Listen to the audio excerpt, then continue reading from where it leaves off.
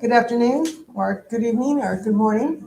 My name is Lisa J. Gillen Powers, and I'm an MSW, a Master's in Social Work. I've been more than 20 years as a social worker working for nonprofits, for-profits, and volunteer in areas of mental health, autism, special needs children, hospice, death and dying, and pregnancy-related services in the community, doing direct service as well as supervising others, as well as community-based programs and grants. My name is Joseph Powers. My background's in social services as well as in education. I really work with and enjoy addressing trauma and looking at communities that are high risk and needs for support and services, marginalized communities. And so what we'd like to talk today is really about what social services are and really broadening that term, but including also counseling and mental health, and the components and the pieces of each that really intertwine and really can be built as a bridge of support. Now remember, social service is just a frame of thought. People think when they talk about social services, they think of a structure. There's people in that structure that's going to provide them with care and services. It could be a government agency, it could be a nonprofit, it could be a church. But in essence, what is it? It's an activity that's aiming for the good and the welfare of man. So, what is social services? Because in fact, globally, some people don't have those services like in America or in Bangladesh and so forth. We want to help them understand what social services is globally, so they can understand how they can make that happen in their own country, territory, and region. Okay? Because they do not have the resources. I'm not going to lie to you and say, yeah, you could do this, go A, B, and C, and they don't have the resources. That would be very detrimental for them. I want to instill hope and the ability to do so. Try to provide care. So one of the things that we do here in social services is aiming for the welfare. That means what? A group of people for the benefit of one person. It could be a church. It could be a tribe. It could be a government. It could be nonprofit. It could be a bunch of your friends from college. You're struggling getting your physics done, and your friends for physics is going to help you push along so you can pass physics. That is social services. You are providing support so that person is able to go forward in a positive manner. That's what it is. A lot of people put social services, and it's really, you really have to really think about that and say, is this agency or this person or this community, are they really doing it for the good of man or good of me? Think about it. Like all the other sessions, they say question. You should question their integrity.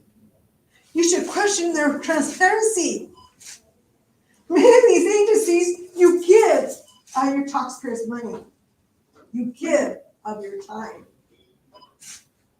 So also they have opportunity for us individuals to provide support, volunteering, internship. Is that a place I want to be? Can I be an activist? Social services for the betterment of people. So in fact, we want to make sure that what social services is just a frame of thought. It's not a structure. And it goes in many rainbows of services. Because I've done a lot of social services. But every time I go into social services, I don't tell them my agency. I tell them the people I serve. Right now, I'm serving the death and dying. I'm a medical social worker. A year ago, I worked for the undocumented minors who came to the United States under a federal grant. I worked in a school for 6 years for the behavior. I work for pregnancy-related services under Medica.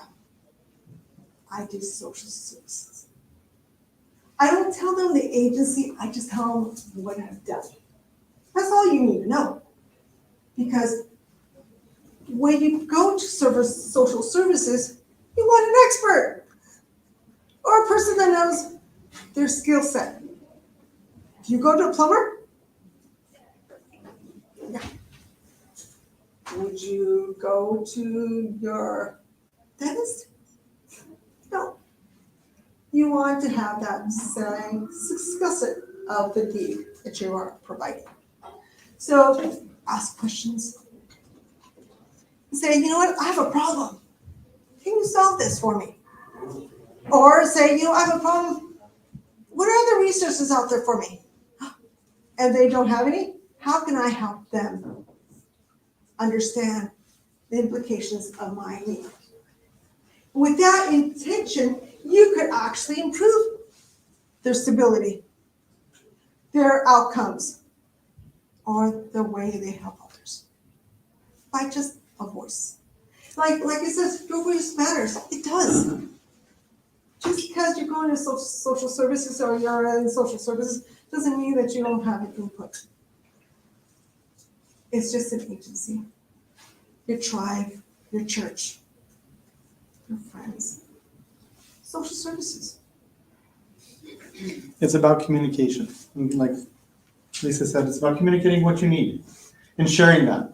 Don't sit on something. Don't stay stuck someplace because you didn't say what you need as far as help or look for help. And like the previous presenter, he talked about going and open and being risking, asking for help, taking a chance. You know, and you don't know. When we're talking about social services, and the reason we want to broaden that perspective is because we're now talking not just an agency, but it's a community. I am my brother's keeper. I am responsible for my brother. And whether there's blood or not, that community approach, we can lift each other up. We're able to support each other and then work together collaboratively to make change. Whether it's through politics and changing policy and the way things are done, or whether it's needing something. My water heater broke. Well, my next door neighbor was a plumber. I didn't know he was a plumber. I knocked on the door. I said, does he know anybody that can help me with this? He came over and fixed it. We had hot water again. It helped.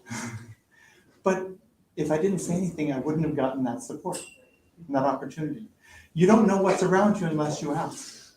What's more important is sharing with what you can help with when someone's in need. And besides speaking up for when you need something, also be a good listener. Listen to how you can help others. Having an attitude of gratitude. It's about giving back, paying it forward, supporting. I do believe what you put out does come back to you. You may not see it, and there's other things that may happen that help you when you don't even know it. But if you are there for other people, and you're really just being honest and genuine, you'll find that there are people there for you too. Like for instance, you plant a seed.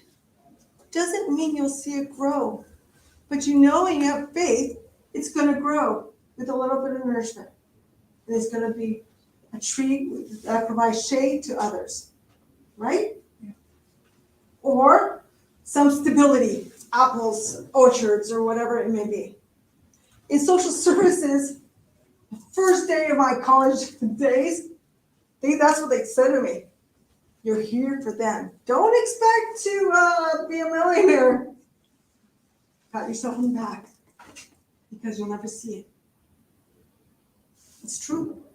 Sometimes you may never see it, but maybe you will. You might see that person blossom.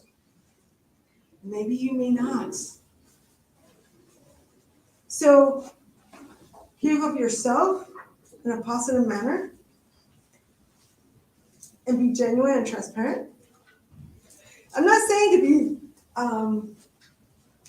open for everything and open for this. Oh yeah, Tom and Jack. Oh yeah, I'm here for you. We're human beings We're not human doing it. So I may not be able to take the information you're giving me. It's too personal. We gotta set boundaries. And to the point, if you don't know yourself and know when to say no, you might jeopardize yourself and others.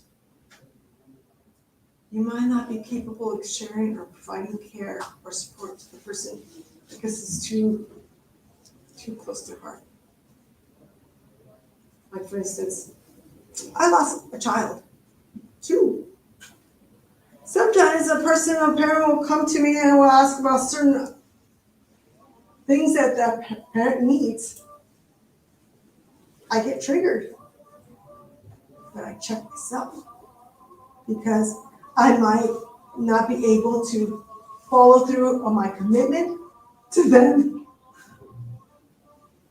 So that's all about all these other sessions. Be true to yourself. Know your limits. Set boundaries. Social services starts within ourselves first, individually. And like we said, and then it goes to community. That's why we wanted to broaden the interpretation of this. Is because no matter where you are globally, there may be someone that can help if you ask. And it's seeking out that help from people that may be able to assist you. Whether you need help with employment, whether you need help with housing, whether you need help with clothes, maybe you just need help with food. It's being receptive to where you're able to give and being able to support. I like the lifeguard approach. And the lifeguard approach is when you dive into a pool to save somebody, and if they're drowning, you actually swim down because they'll let go of you and swim away so you can actually save them when it's safe. Instead of having 2 bodies in the pool, there's only 1. But then you can support them, revive them, and save them. And when you're on the airplane, what do they say on the airplane when the mask comes down?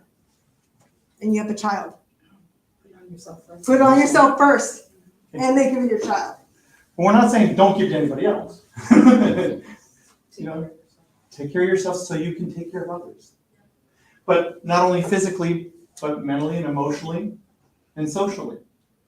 If you're doing good things to take care of yourself and growing and building on your skill sets, it's putting more tools in your toolbox. I love learning because as a social worker, when somebody said, oh, I need trouble with this, I'm not a mechanic, but I knew a couple of them. And it's just making that connection. Sometimes it's not building a house, but knowing a good carpenter. It's not creating the wiring, but knowing somebody that can. It's that connection that we are that resource for, that we can really make that change from. And that's knowledge. That's information that's free. And again, when you have an opportunity to learn something, stop for a moment and pick it up. You never know when somebody's going to need it. When somebody says, oh, I just needed to buy a new fridge, mine was kind of going out. It's still working, but the ice maker stopped. I take the fridge because I know somebody's going to come in a couple of days and say, oh my gosh, my fridge just died. I need something. I take advantage of those opportunities. The previous presenter also talked about opportunities. If we are open to those, we'll see where those dots can connect, how we can put it forward and pay it forward and support. And that's what social services is. It's service. It's service where you are able. If somebody's on the freeway and stalls, and all the cars are just trying to go by and just honking their horns and not doing anything, I try and pull over when it's safe. I go over to the car, and if I could just push them off to the side, I've helped them a little bit. I'm not a mechanic. I don't know how to. If they're a flat tire, I can help them with that. But it's just helping them a little bit where I can. Again, it's not doing everything, but doing what you can.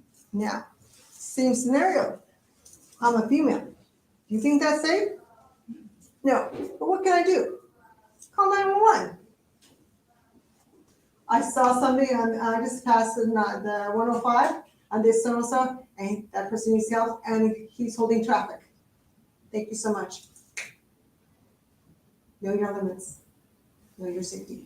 Think you could help. Same scenario.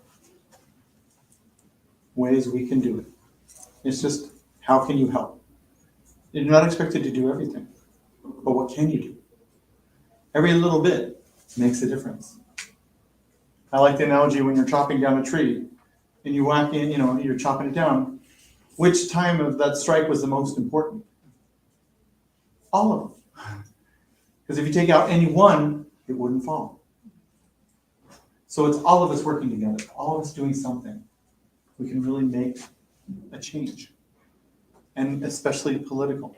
Social services is being civically minded, being aware of what's going on, being in tune and who's in pain, who needs help, who needs support with their voice, who's having trouble finding theirs.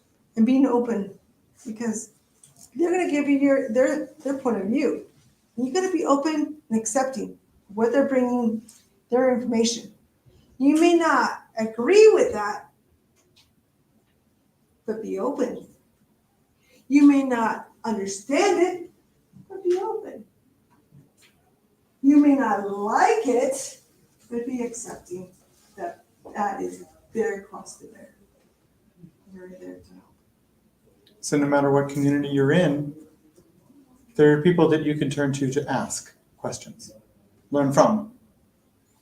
There's religious organizations, there's parents, there's community members that have been there for a while that understand the culture of the community and really the challenges. Whether you're in a tribe or in a city, find out those that have that understanding, that knowledge, that experience, and glean from them. Get that from them so you can learn that. And then share that. Mm-hmm. Empower them. Social services is service. And if everybody's helping everybody, we all get there. We all can make it. Now, the next thing is mental health. All those three are interconnected. What is mental health?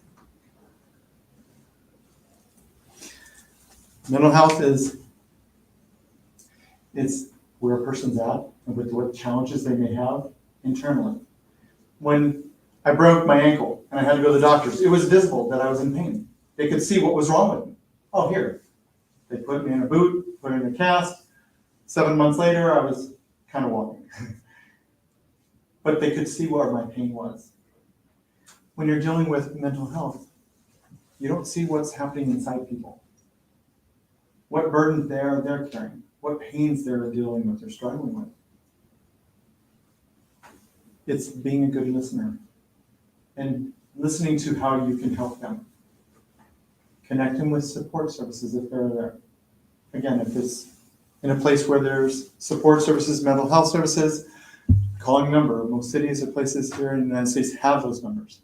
If you're in other countries, it's connecting with an elder, somebody that's experienced, someone that is revered and looked up to as far as understanding that challenge. Again, it's that connection. So how many times have you said, "How are you feeling today?" And they said, "Good." Did you see how well they said, how good they were? "How are you doing today?" Good. Good. Just like, really telling you. Because sometimes it's private. I understand. But you can say, "You know what? I'm here. I'm here if you need me." Mental health is an internal struggle. Okay, it also could be a chemical imbalance. There's things that are out of people's control that's what they're born with, and that's who they are. And that's okay, that's who they are. But we can still help. Again, being a person that listens and being a friend, being a support, connecting where you can, but not just turning away. Now, mental health also is two-way street. Many of our countries, many of our societies think that mental health is a taboo. They won't even consider going. In my world, my mom calls it in Spanish, de los locos. ¿Por qué vas a ir con los locos? No eres loca. That means you're not crazy. Why are you going to a person?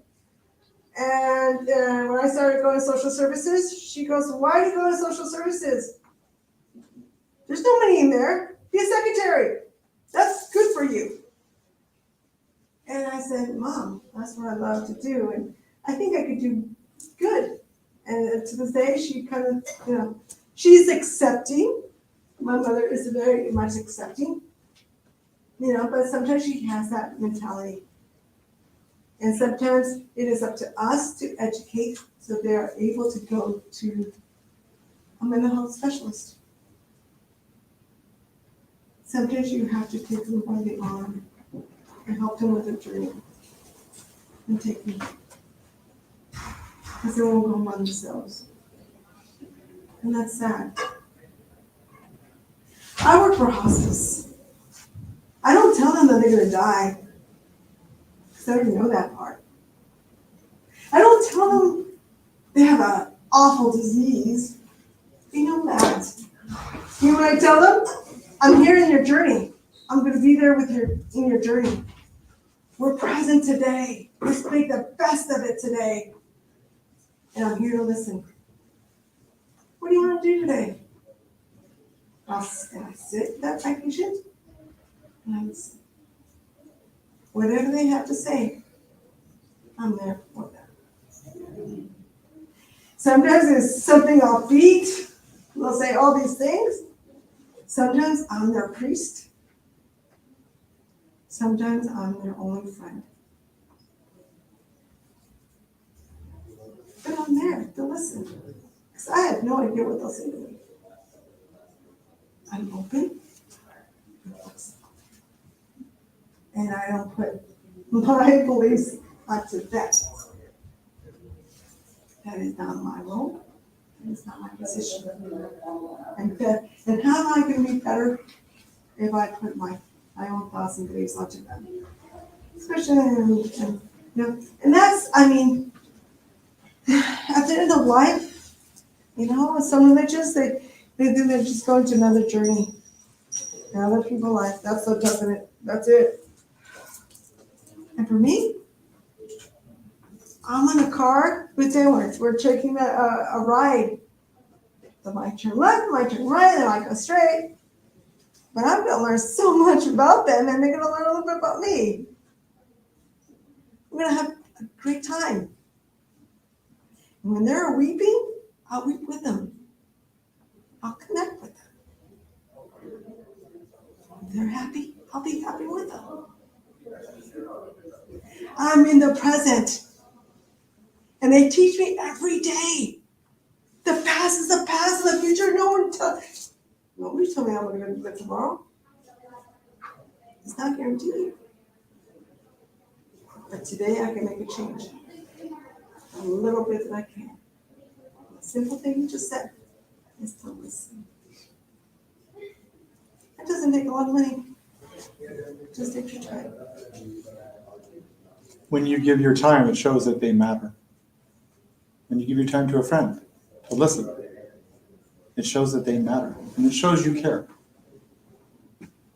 And with mental health, if you do that for a friend, they're more eager to go to mental health. Because you might say to them, you know what? I think I have someone that might help you and is able to listen, maybe guide you. And they trust you. Okay. But if it doesn't work out, you know what? Let's try someone else. Try something else. It's opening doors. They don't care how much you know until they know how much you care. And a professor taught me a long time ago, you can teach anybody anything, but you can't teach heart. If you care, you care. And how many of you remember your teachers? Because they taught you something or because they cared? Both, right? But you remember them vividly. That one I remember, yeah, kind of still. Yeah. That one, because they didn't give you the time of day. But it goes back to, in regards to mental health, there's also different levels and needs of mental health. Yeah. Okay? There's that formal professional, where there may be meds required and medications and certain stabilities that are needed. But there's also social emotional trauma and damage that have been done that need time to unravel, that need time to kind of be worked through. And I can tell you, when you're saying something out loud, Have you ever found yourself when you say something and you tell somebody, oh, no, never mind, because you just heard it yourself and you were able to understand it a little differently? Because it goes in your brain a different way. When you're saying it, you actually receive it differently. And you get to think about it differently. And that changes your perspective. Because now you're hearing it as how somebody else told you. Mantra. Okay? And so when we talk about mental health, there's different levels of support that's needed. And there's also, as being a friend, that level of support is like mentorship. I had a chance to really meet a gentleman that I'm very, very proud of and very much honored to be his friend because of what he was able to do. And through his life's challenge and struggles, he persevered. He kept working for something that he found value. And he made a difference in the world. And he is still making a difference every day. And he makes a difference in my life because he gives me an example and really the desire to keep making a difference and keeping me a change and to risk. You know, they said that the biggest fear for most people is public speaking. It actually surpasses death, people's fear of death. So they'd rather die than public speak. Well, we're up here. Because he said, you know what, you could do that. And I believe in you. What's funny is that he was saying the same stuff that I was telling him, and I truly meant it, and I know he meant it back to me. And that's being a good listener. And he was able to pick up what I was sharing. And so when I talk about there's different levels of mental health and supports, there's that peer, the friend. Now, when it gets a little gray, like, you know, get too close to home, a friend will tell you what they think you want to hear. So it's having somebody that can tell you really honestly, without bias, without really any skin in the game. Neutral. You know, being a neutral listener. That's the best person. Because you know you're going to get it straight. They're going to tell you what they think and what they're hearing. And that's one of the hardest things to do as a friend is to be honest. When you're hearing something, because you don't want to hurt your friend's feelings. You want to support them and you want to uplift them. But what's more important, helping them feel better or being honest so that they can move forward. Which is hard, because you care about them. But there's that mentorship. There's peer-to-peer, which is formally trained peer mentors that use lived experience to help other people. And that's what we do every day, again, from my experiences. I can say what some of the challenges that I've been through that we faced. And having lost a child, I've talked to other parents that have lost a child and what it's like. And they know they don't have to explain it. I understand it. With a few words, and we're social workers, so when Lisa's telling me something, I get what she's meaning. She doesn't have to give this long paragraph and scenario that I need to build the background from. I'm like, oh yeah, that was bad. You're right. You know, it just keeps it simple because of that lived experience that we have. So we can't. Mental health is a multi-level structure. Some are peers, some are professionals. The thing is, at the end, mental health will provide you with skills for you to survive. That's it. So let's say you're helping someone and, you know, let's say, I don't know, just as a random example, someone is in need of housing support. Right? Mm-hmm. How do you actually go forward in finding the right social services for them or the right resources for them, for their situation? Bro, if a person is having difficulty in housing, the first thing I would ask them, I always draw a little diagram. I don't think you. No. I'm trying to find a diagram. No. Okay, I put that person in the middle of a circle, and in the middle of the circle, I make other circles like this, bigger and bigger. And then within that circle, in every circle, I ask them, who are your people? What are supports that are What there? are your supports? Because in housing in America, it's hard to come by. You have to do a lot of paperwork, a lot of resources. It takes time. And also with housing, depends your age and your mental status sometimes. So, and And I, as a social worker, do an assessment. I'm a professional. I would refer them to a housing department who does that community-based support system. Now, that person, I would do that little circle and say, where do you live? This person, oh, I live in New York. City or county? Big difference, because their resources are, and then now we have this, housing, da, da, da. I personally will call them up myself. Who can I speak with? I have a particular person that needs housing. Can I be I do not want to give her a housing information without making sure it's a valid resource. Because they lose hope. They're not going to go any further than that. They will even avoid you because you didn't help them. You don't want that. No, of course not. So the first thing is I will find out. Now, sometimes they say in their circle, they belong to a church. And the church has resources. I'll ask them, did you go to your pastor?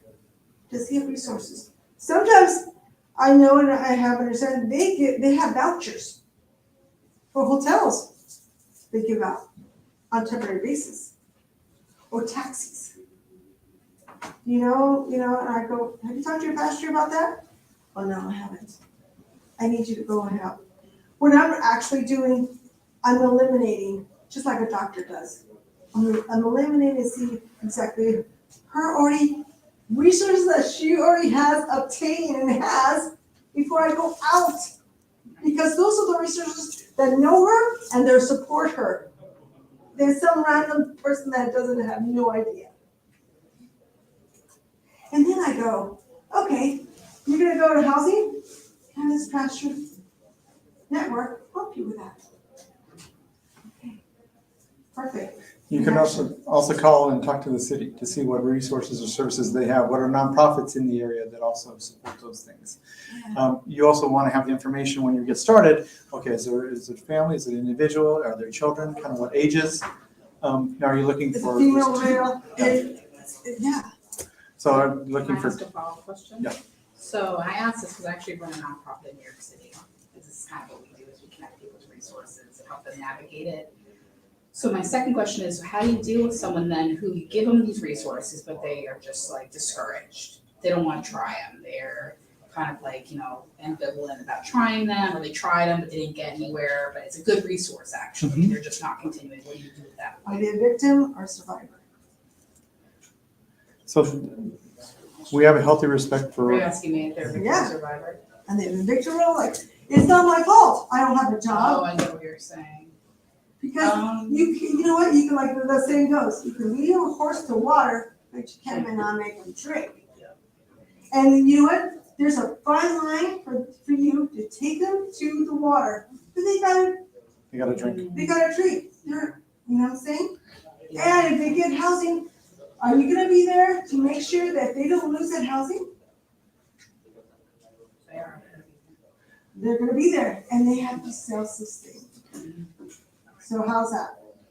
Unless you wanna commit yourself 24/7 and be their mother, right? No, I just noticed a great deal of our clients end up coming back and they're just like, oh no, I haven't tried it yet. I'm just Correct. haven't been feeling good. So- I haven't tried it yet. Okay, What do you then- think, if I may, what do you think would be a good question to ask them? Yes. Well, what have you tried? What have you tried? I like How are you asking, feeling? Like, what's going on? what stops you? What stops you? Yeah. Okay, here's the resources. Well, and then now, okay, reality, there's a right to self-determination. They have a right to not do.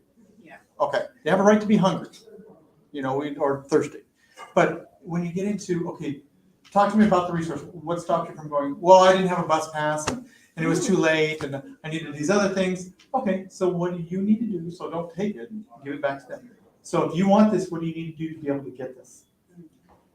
And then let them, and it's up to them. Again, You want to teach them how to farm. Don't farm for them. Because you can't be there. Physically, you can't. There's no way. Like we're in teachers, they do the same thing. They teach and they model, they supervise, and they see the child's able to go through the step. And then when they're ready, they go to the next one. And they do the same thing over. They teach, they model, they stand back, supervise, and say, okay, she's not getting it. What can I do so she could go to the next step? But in that service model, it's always, again, it's respect, healthy respect for that individual and their choices. You know, some individuals, not all of them at all, but some individuals want to be homeless. They don't want to be in a facility. They like their independence. They like that freedom. It's a hard way to live. It's a hard freedom to have, but they have a right to that. You know, and so again, it goes back to, I love asking questions and asking, okay, what stops you? You know, because then they're going to give you these excuses. Don't take the first three. Get deeper. So I usually say, okay, don't give me your first two answers. I know they're your answers and I got it. But what's really going on? They're afraid to go. They're afraid about being rejected again. They're afraid about being turned down because, again, what's the hardest thing to have and hold on to is hope. There's no handles. You know? Yes, sir. Yes, the question was with regards to mental health section. What's the time for presentation? I come from West Africa, Sierra Leone. My brothers and sisters are currently championing a very dangerous path with a substance called Kush. It's killing us. And in fact, the craziness about it is that some components that are used to unbound bodies, dead bodies, is what they use to manufacture these drugs, which is causing sore on the body and they cannot get well. It was a process where we want to get our feasibility from high school. They have new drugs like Molly and diazepam and other things. We will integrate it to place level of intake of substance, which is psychologically put them in the wrong space. What do you do? What best practice can you advise for us? Because we are trying to learn best within the capacity we find ourselves, with African High Commission of African government, to help these youth rebrand themselves and charter a better course for their lives, that drug intake or substance abuse is not the way forward to solve problems. Because most of them, the excuse will tell you, we don't have jobs that you have mentioned, we're not being listened to, the government does not care, our family does not care. So what do you do? Or what can you suggest that goes beyond just listening or giving advice? It starts from what's going on with them. Okay. And typically, and in a general statement, does not apply to everybody, but typically in a general statement, when someone's self-medicating, okay, it's trying to stop what they're feeling or experiencing. And again, at least it gives them a temporary relief from that feeling or that emotion, that thought. And that's that escape. It's helping them work through that, which is an incredible task. That is climbing a heavy hill, a very steep hill. But when you're talking about youth, that's where it starts from. And really building and empowering that mentorship and that leadership on alternatives. And yes, when unemployment is 90%, how do you sustain yourself? When you don't have resources and you're hungry, how do you make that go away? When you've lost people, how do you silence that voice? You don't. You listen to it and you work through it. And you recognize what it is and how it's affecting and what it's affecting. And it is a physical experience. And by having them go through that physical experience with someone else, talking through that, and yes, it is talk, but it's understanding how to work them and walk them through. When I want to go to the store from here, I don't know New York. I put in my phone the address and it gives me a GPS directions, turn by turn, how to do it. And it'd be great if we could have that. But it's walking together with them. But it's always having that end destination of where we're headed so that when we start seeing we're going off where we're trying to head, to redirect back towards. And Mr. Rose, the gentleman that presented before, talked about that and talked about the struggle and how that was what he was using at the time. That's all he could see. And it's hard to see when your hands are in front of your eyes. Because then when there's a hand out in front, offering it to you, you can't see it. And that hope, trying to build that, like I said, that's one of the most precious things to hold on to. And oftentimes what we fear having, because we've already had hope, and hope died time and time again. But also, your question was, what do I do? Like our presenter last time, he said, surround yourself with people that know and understand your cause. Do a communal assessment. Why repeat the same intervention over and over if it's not working for you? Find what works. Build on it. Like he said prior to this meeting, I didn't know where to go. And I surrounded myself with people who cared and understood. I went to support groups. I went online. I went all this. And so I could find the support and the education. We have worked in mental health and so forth, but we don't know your trauma or yours. It's a different country. I can tell you exactly what we do here in the United States. But will it be a benefit? No, not in the least, because our structure is different. However, I can tell you what I do when I see patients. I do an evaluation assessment, see exactly what strengths they have, what has worked, what has not, what are they missing, and build a community that can support them. Build a community. See what you have. You can, by what you've already experienced and know, build that multi-tiered approach. Not everybody's going to need the highest, but by being there, by showing that you care, by showing up, shows you care. And again, what are they afraid of? Failing again. So why try? Because they're not alone. When you let them know that they matter to you. They matter in this world. Them being here matters. That's the biggest gift you can give them. So I don't know about anybody else, but today you matter to me. I don't know anybody else here if they care about you or not, but I'm telling you, right now, you and I care about you. And I'm standing here with you.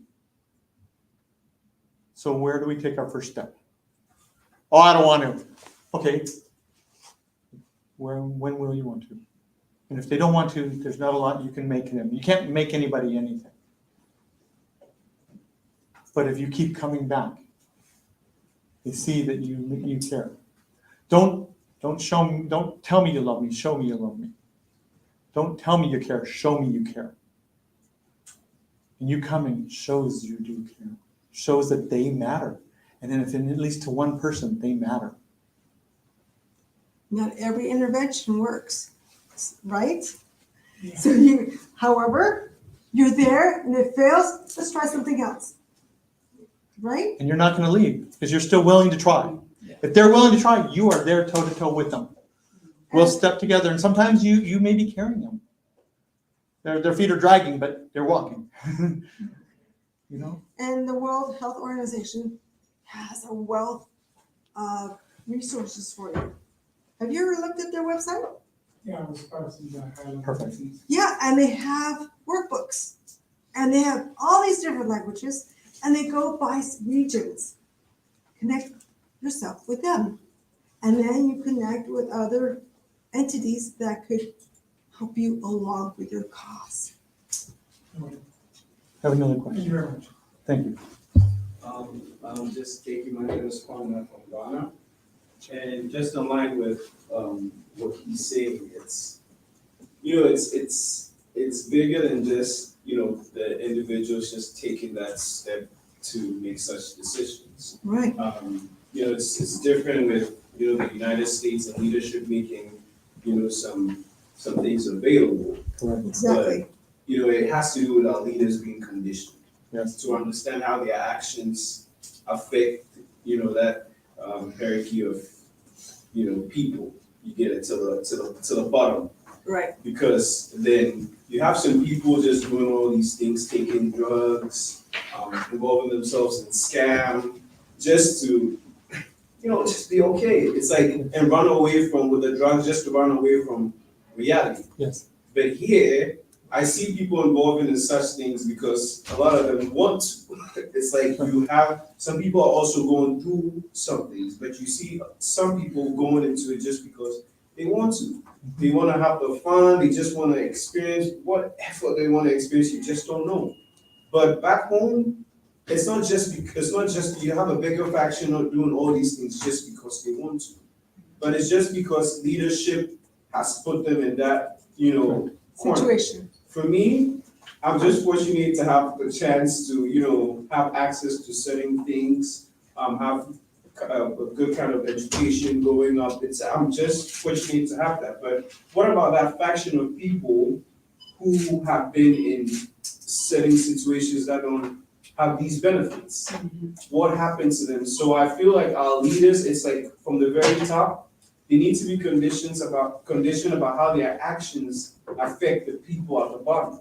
Right. So that, it goes a long way to helping the people at the bottom, knowing that, they have these things they can reach out to, there's certain opportunities that come. But when those opportunities are limited, it's just hard for all these people to just, Yes. Get out of all these situations. And it's really affecting us. Like right now, the youth in Ghana are protesting about having, it's just sad that the leadership isn't just giving them the, just the average, just having the average access to certain things, and it's just alarming. So From a systems approach, just a second, I want the woman in the back, just a second. From a systems approach, and which is what social services, whether it's a single person, a family, a community, one voice can only be so loud. But when you get 1,000 voices, that's a war. And as hard as it is to get everybody saying the same thing or going the same direction, at times it feels like it's herding cats. They're all going their own directions. And so, but when you can get in a single cause and a single point, everybody has their own why they're doing things, why they're trying to make it better. Why we talk about the importance of taking care of kids. We have our why. But what matters is that their lives matter. And if that is the focal point that unites a group, a community, a country, that's where the change actually comes from. Can we come in the back real quick, please? Yes. Thank you, I appreciate it. First of all, thank you for the sharing. And second, I think you already touched upon the cultural sensitivity. And I wonder, like the role of technology playing in this whole mental health situation. Because to be honest, you just mentioned one voice is not enough, but if it's a group, then it's amplified. The thing is, I can see the power, of the brown people and black people. They are very united. They fight for, their group.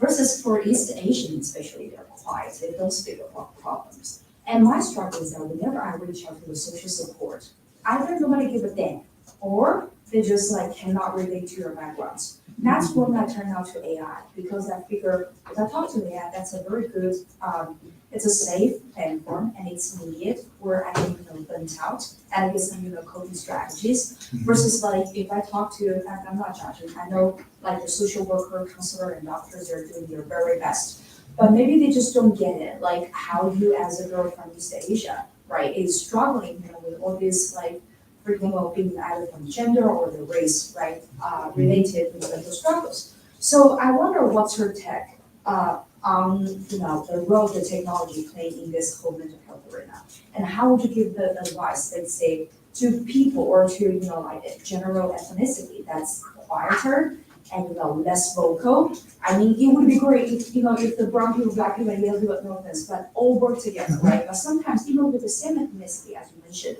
they go for the different direction. So how can we do that fight, and how is the role, or what is the role of the technology in this whole mental health support? I'm very intrigued. Social media plays a large part, huge part. And so you're saying about the Asian population, Hispanics as well. A mom won't go to mental health. No way. She will not. She always puts the doctor up here and her down here. Whatever the doctor says, it's golden. She doesn't question him. I was born here, I will question. And I go with her. Hey, what about this? What about that? What about that? Oh, why is this medication for? And because she'll take it. Oh, he means well. He wouldn't harm me. Well, he's human. He doesn't mean we don't know. So what I have done in my profession when it comes to a population that I'm not familiar with, I look it up. Or I ask the person, you bring this situation to me, how can I help you? Because when I go to an Asian family, I don't speak with them directly. I do not. That's disrespectful. I speak to the son or the husband or whoever's in charge first. And I make sure that the shoes are sometimes removed before I enter. And I'm sitting properly. And if, as a woman, it's different going in. Isn't that true? Yeah. Because I'm open, respectful, and acknowledge that I have limits. If you don't see that in a person, they're not giving you the time of day. I do. I respect you as an individual. I know you have something that I may not provide for you, but I'm going to give it a go. If you're asking for my help, let's work together. But first, I'm going to ask you, who should I be talking to first? And you'll say, you know what? You need to speak to my husband. Okay, thank you. And I'll speak to the husband, and then I'll ask the husband, is it okay for me to speak with her? Yes. And he may have to be in the room when I talk to her. So in regards to also the other part of the question was is technology and AI. So there are advantages of AI, but it's only as good as the people that are creating the program. And in the tech industry, they're only now finally starting to incorporate social services and mental health workers in the development of their technology. In social services, it tells you. If you see a social service agency and they have multiple languages, oh, that's golden. Because they're actually catering to you. They understand language is so critical in regards to support and services. But in regards to technology where you don't have somebody to go out to, yes, there's like Facebook, there's different groups. You can seek out those support groups that are those like peer-to-peer type support groups that have similar lived experiences and can talk about what their challenges were. One, you're absolutely not alone, 100%, I can tell you that now, but also incorporating other things that they've found success with. We have a child that's in the spectrum, and so we joined a support group because we needed to make sure that we were getting everything we could for our child. And so utilizing that is like utilizing technology. If you're in a group and it's not supporting you and getting what you need, explore other groups. We went through several of them because we need to make sure that we got the best because that's what they deserve, is our best. And so yes, even in AI, it's a way of processing and it'll take what you're saying. But again, I want to just be very careful that based on the way it's written, and unfortunately it's generally used by white guys that are in a room that may not have that cultural understanding or respect. Yes, ma'am. I just wanted to reflect the points that Mr. Kwame, Mr. Colon, and that you made, and I didn't actually mention, that Lincoln made. And I just wanted to preface by saying that I'm wondering that you were talking about, research, doing research about the culture, but there's even with so much research that one can do, there's still a limit of understanding the cultural aspect if you're not immersed in the culture. Or for example, from my personal experience, growing up in the United States as someone who, was assigned female at birth and is also Latin American, I struggled a lot getting an autism diagnosis because my white psychiatrist did not imagine, that someone, a Latina could be autistic, and that caused so many struggles for me. So, like the kind of research that's being done in like psychology and psychiatry right now, especially in the United States, which is a country that is full of people from all around the world, like our approach should only be like an approach that is tailor-made for, like people who were born and raised here. There should be also different approaches built for the kinds of sociological problems that are happening in Africa, the social problems that are happening in Asia and Latin America. So I just want to know if in the US social work system, to your knowledge, are these different systems of social work being done where it's like recognizing these intersectional identities, or is it trying to find, and I mean this in the kindest way possible, is it meaning to find a lot of solutions under one blanket? Well, first of all, we can't have a solution for one blanket because we're not. It's impossible. However, change takes time. Lots of time. Let's see, we're in 2023, right? And if you go to the South, there's still Jim Crow laws. Autism. My son was diagnosed with autism, but he wasn't really diagnosed with autism. He was diagnosed with OTC. Oppositional? Yes. First it was oppositional, yeah. Yeah. And they said, you know what? Take your son back and come back 6 months. And then we'll see how he does. This is America with all these resources. They're saying to a social worker, take your son back. I don't think he's okay. Who's bang against the wall? He's okay. And this diagnosis of autism is a recent diagnosis compared to other diagnoses right? There's hope because we're changing. We are changing, but it takes time. Slowly. Slowly. But there is change happening. There is change. Will there be a blanket? There will be a blanket. But it's up to us to figure out how to work within the system to get our needs met. And the best blanket is one that's woven from your culture and your experiences, because then it fits. And the biggest thing that we can do is ask, tell me about yourself. Tell me about your needs. Tell me about what helps you. And there's good mechanics and bad mechanics, and there's good teachers and bad teachers, and there's good and bad everywhere. But if you have somebody that cares and will listen, that's how you know you found a good one. Right, because my autistic child has many strengths that you may not possess. And you might have things that I wish my son had. But you're placed in the same pool. So we're working together.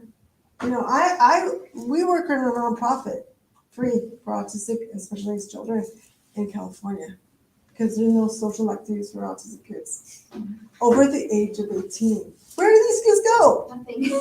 Nowhere. And we saw a need, and we're making it. They want to have relationships. They want the prom. They want to have a night together with their friends. They want to just be them. I don't like the term, they just want to be normal. There's no normal. Reality? There is no normal. I just like to say that I am extremely grateful that you are recognizing autistic adults and young adults as autistic adults and young adults. 100%. Exactly. And we're recognizing individuals. Because they're stemming in a corner, okay. And that's why the events that we put on are for the spectrum. And we have people that have support that come with them. We have individuals that can get there on their own. It's about just celebrating them and allowing them to have fun and be who they are without worry of judgment or fear. And they're going to teach us something that we have never thought about. They teach us a lot. All of you have taught us something. As a social worker, I have to be in the know. I go into schools and I got to know how to do Google and TikTok and all the other ones because they're like on it. And when they start talking, I need to know exactly what they're saying So I could say, you know what, that's not good. Why don't we change that topic? And the more you share what's going on, the more that are like can join you. It only takes one that's brave enough to stand up and dance to the music. And then you'll start to see others join them. And by time, everybody's up and dancing. And there's nothing more beautiful than that. Now we're gonna do a little skit. We have 2 minutes. 2 minutes. So maybe it'll be really quick. So you may have probably already seen this. So when you're talking about therapy, when you're talking about clinicians, Or a person. the person being a good listener, doing things. So I'm going to be the person with my problems, and she's going to be a friend that wants to help. Or a therapist, whatever you call it. Hi. Hi. How can I help you? I'm just having a tough day. Hmm. There's a lot of stuff going on, and I don't know what to do. Can you explain a little bit about that? It's just a lot going on. I'm just tired of fighting, and I don't know what to do. And I don't know if it's working. Can you describe a little bit about your fighting? Is it family? I need a job. I'm getting kicked out. My parents don't accept me, and it's tired of being alone. It just hurts. What have you tried? I tried talking to them, but they don't want to listen. I let them know what's happening, but they don't care. They just tell me, just go away. I feel for you. I do care. But how can I help you? I just need somebody to listen. Okay, I'm here. And housing would be good. Okay, let's try to do something. Okay? So that's a good listener. Good listen. That's someone who's leaning in. You don't need who's to touch listening. because sometimes the people don't like to be touched. But she Right? stayed with me where I was at and asked my response, how I saw it, what I was feeling, how I saw it. That's being a good listener. That's showing, I could see that she cared. So when I turned away because I felt bad that I'm bothering her. But she didn't stop. She kept saying, well, how can I help? What do you need? So that's a great example. I'm going to show you not so great. So she's going to be coming for somebody that wants help, and I'm a therapist that's trying to get the job done. Thanks for coming in. Thank you. Hi. What brings you here today? I don't know. I have a lot in my head and I don't know what to do. So are you're hearing voices? What's going on? No. I'm not that. No. Okay. So I'm sorry. How can I help you? What can I do for you? I think, I don't know. I don't know. Okay. So start from the beginning.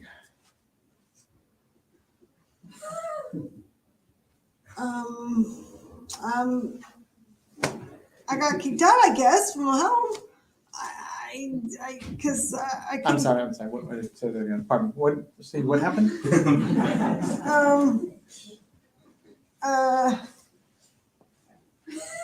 I don't know. What do you need? How can I help you?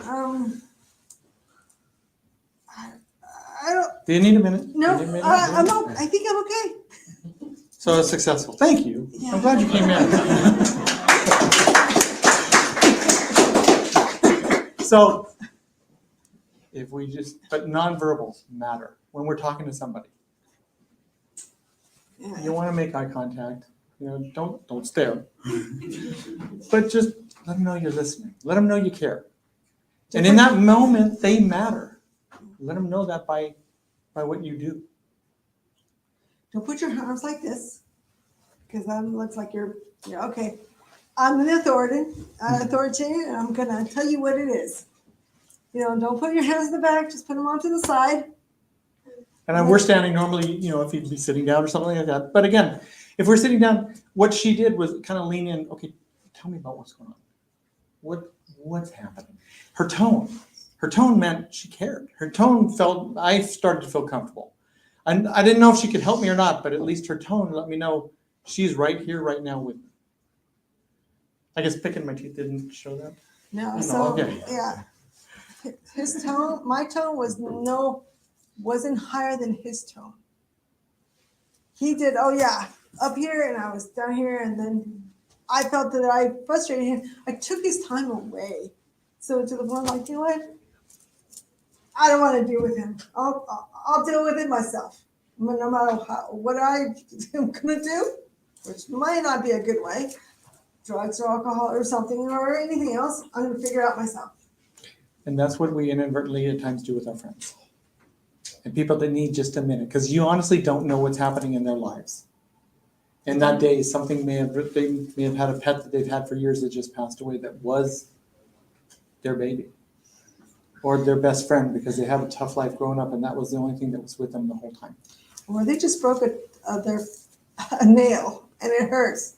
And that's their world. You know, it could be something know. simple as that. So, There's no qualifier on pain. no. Okay, my pain isn't more than your pain. You know? But when we respect each other's pain and respect each other and demonstrate that and model that by just being there with them, that actually starts to build a little hope. Yeah. So that's the time we have for today. So Thank thank you you so for much. joining us.